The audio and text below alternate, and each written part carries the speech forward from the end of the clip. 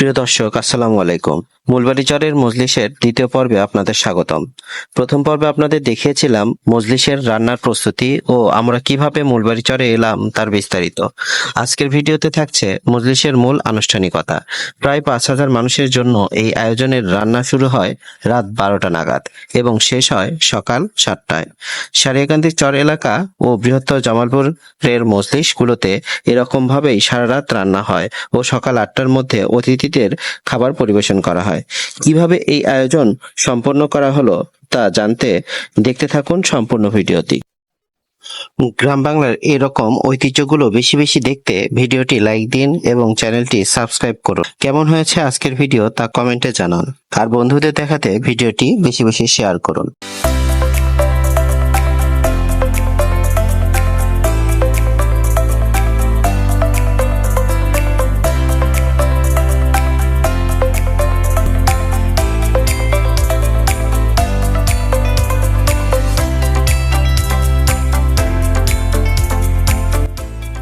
বন্ধুরা, রাত 12টা বাজতেই গ্রামের সকল যুবক বৃদ্ধ এসে হাজির। উদ্দেশ্য রান্নার কাজে সাহায্য করা। প্রধান বাবুর্চি বেলাল হোসেন কাকা মানুষজন আসা দেখেই পাতিলে ঢেলে রাখা মাংসের মধ্যে একে একে তেল, লবণ, পেঁয়াজ, মরিচ, আদা, রসুন সহ প্রয়োজনীয় সব মশলা দিতে শুরু করলেন। আর এই কাজগুলো নিবিড়ভাবে পর্যবেক্ষণ করছিলেন পরিবারের সদস্যবৃন্দ সহ গ্রামের সকল দায়িত্বশীল মানুষজন। এত সুন্দর পরিকল্পনা ও সাজানো গোছানো ব্যবস্থা দেখে আমি অভিভূত হয়ে গেলাম। গ্রামের মানুষের এরকম সৌহার্দ্যপূর্ণ সহাবস্থান দেখে আমি এক কথায় মুগ্ধ। সত্যি কি অসাধারণ তাদের আতিথেয়তা ও ভালোবাসার মেরুবন্ধন। যার বাড়িতে আজকের এই আয়োজন, তার বাড়িতে আসা সকল আত্মীয় স্বজনকে পাড়ার সকলে নিজের আত্মীয়র মতো যত্ন করছেন। সত্যি খুবই ভালো লাগলো, বিষয়টি খুবই ভালো লাগার সৃষ্টি হলো। তো বন্ধুরা, আজকে যার জন্য এই আয়োজন, চলুন তার ছেলের মুখ থেকে জানার চেষ্টা করি আজকের এই মজলিস সম্পর্কে বিস্তারিত তথ্য। আসসালামু আলাইকুম। আজকে এখানে যে আয়োজনটা দেখতে পাচ্ছি, এই আয়োজনটা আসলে কে করতেছে, কার জন্য হচ্ছে?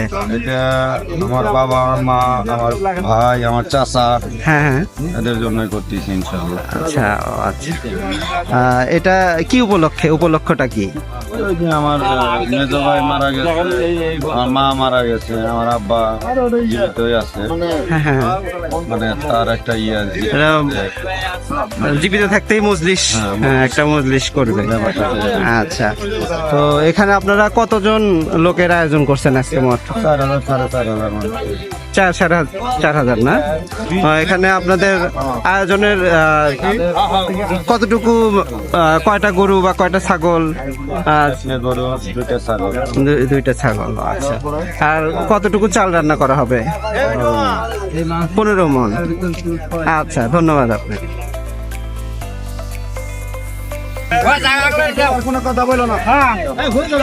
আজকে যার জন্য এই মজলিস, তিনি নিজেই চুলা আগুন ধরে উদ্বোধন করে দিলেন।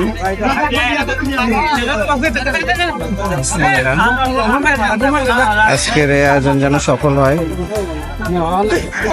বিসমিল্লাহ নামে এইমাত্র আজকের এই মজলিসের রান্নার কাজ শুরু হলো। চুলা আগুন দেওয়া হয়েছে। এখন এখানে এক বিশাল কর্মযজ্ঞ, একসাথে 18টি পাতিলে মাংস রান্না করা হচ্ছে।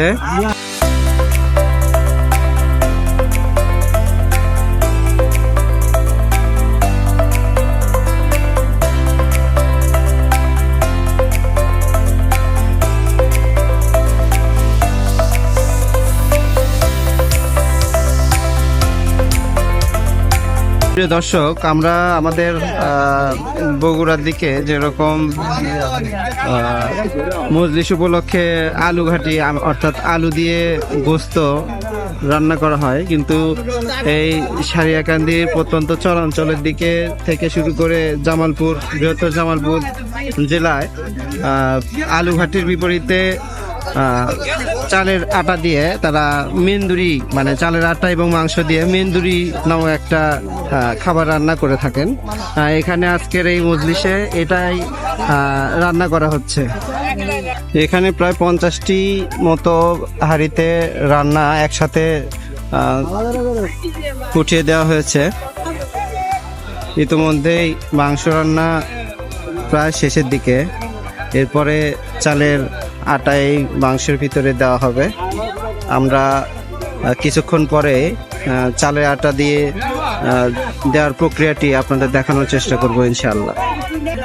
মাংস রান্নার এই পর্যায়ে মাংস প্রায় সেদ্ধ হওয়ার দিকে।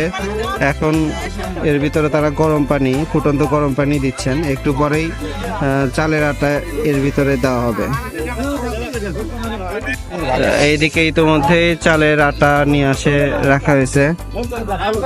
কাকার চালের আটা, এখানে আমরা 3 বস্তা চালের আটা দেখতে পাচ্ছি। এই আটাগুলো দিয়ে আজকের এই মিল্লি অর্থাৎ মেন্দুরি রান্না করা হবে। এইদিকে রান্নার কাজ চলতেছে। প্রায়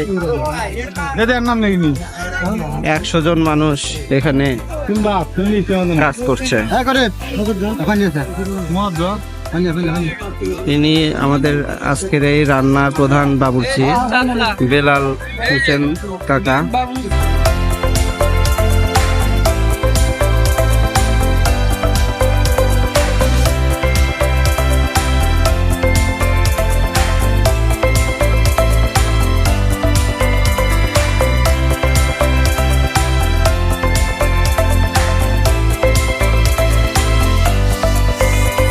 চালের আটা সাথে পানি মিশিয়ে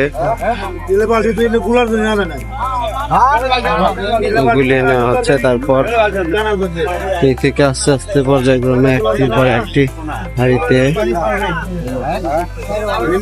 মেন্দুরি রান্না করা হচ্ছে।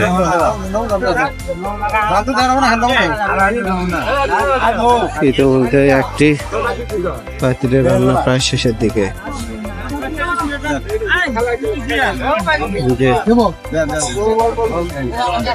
চালের আটা ঢালা হচ্ছে।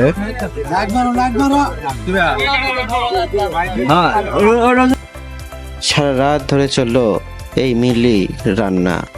রান্না করতে করতেই মূলবাড়ির আকাশে আরো একটি নতুন সূর্য উদিত হলো। ইতোমধ্যেই মিল্লি অর্থাৎ পিঠালি রান্না করা শেষ। এখন ভাত রান্নার কাজও শেষের দিকে। ওইদিকে বিভিন্ন এলাকা থেকে লোকজন আসা শুরু করেছে। এই প্রত্যন্ত চর এলাকার যোগাযোগের প্রধান বাহন মোটরসাইকেল। দেখতে দেখতে বিভিন্ন এলাকা থেকে শত শত মোটরসাইকেল করে অতিথি আসা শুরু করলো। মিল্লি পিঠালি এই এলাকার মানুষের সংস্কৃতির অন্যতম বৈশিষ্ট্য। ঐতিহ্যগত খাবার এই মিল্লি পিঠালির স্বাদ নিতে দূর দূরান্ত থেকে মানুষের উপস্থিতি বাড়তে শুরু করলো। মুহূর্তেই মজলিস প্রাঙ্গণ, ছেলে মেয়ে, বৃদ্ধ কিশোর সবার উপস্থিতিতে সরগরম হয়ে উঠল। আশেপাশের লোকজন এসে জড়ো হয়ে গেছে। এখানে নাইকে এখানকার যে কমিটি, তারা যেভাবে খাবার পরিবেশন করবে, তারা বিষয়গুলো কাজগুলো ডিস্ট্রিবিউশন করে দিচ্ছে সবাইকে। কাজগুলো তার নিজ নিজ কাজগুলো বুঝিয়ে দিচ্ছে।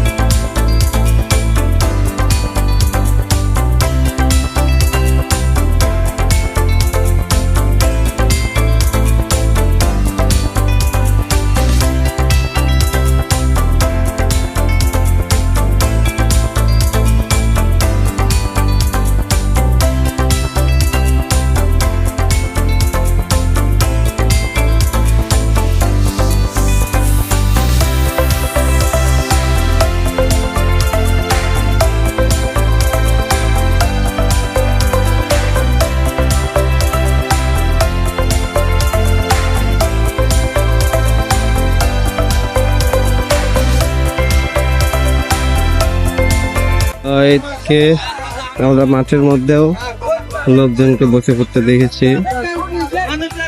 মাত্র মসজিদ প্রাঙ্গণ কানায় কানায় পরিপূর্ণ।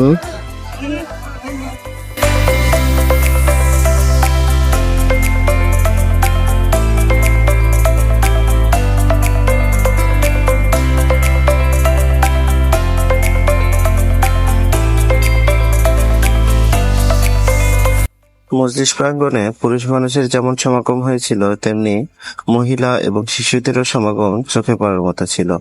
প্রায় 1 থেকে 1.5 হাজার শিশু ও মহিলার সমাগম হয়েছিল উক্ত মজলিস প্রাঙ্গণে। মজলিস প্রাঙ্গণের বাম দিকে মহিলা এবং শিশুদের বসার ব্যবস্থা ছিল এবং ডান দিকে ছিল পুরুষ অর্থাৎ যুবক, বৃদ্ধ, শিশু, কিশোর ছেলেদের বসার জায়গা।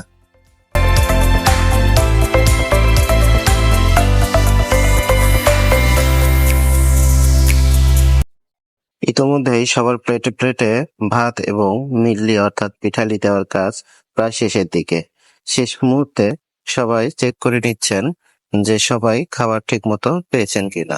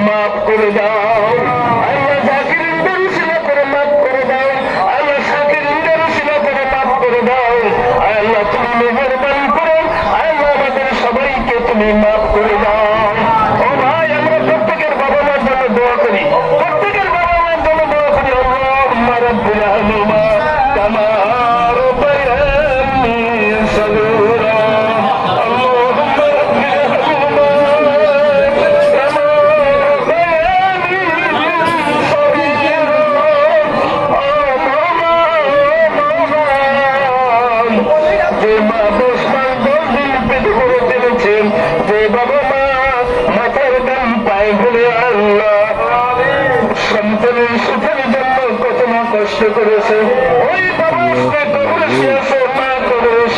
তাদেরকে তুমি মাফ করে দাও।